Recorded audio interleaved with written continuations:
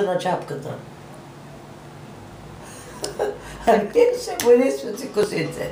Ние си правим всичко. То нямаме някакви ограничения, нямаме униформи, нямаме, примерно, дори някакви, примерно, значки или нещо от този сорт.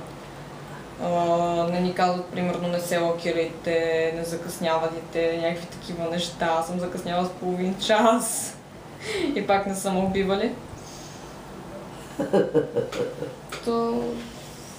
Обаче то си е до училището. Майче, какви шапки сте имали вие? Оля? Какви шапки сте имали? Как? Имахме се ученически шапки. Така ли? Нещо като таке. Само, че имаше тук накрая не завършваше като обикновено таке, ами с един като колан завършваше шапката. Нали? Да.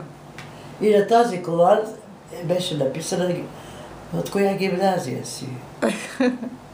А червилце можеш ли да си слагаш? Моля? Червилце. Червилце!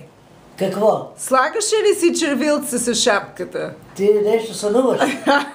Червилце. Червилце. Те не ти даваха нищо да правиш. Косите къси, от постригани. Да. Такива дълги коси никога. Ами да. А на мен ми биеха печати. Аз се засмея. Аз се засмея. Донека не беха прави. Защото сега учениците в гимназия, гледам нашата гимназия тук. Чакай се. Правят си каквото си искат. Правят си каквото си искат.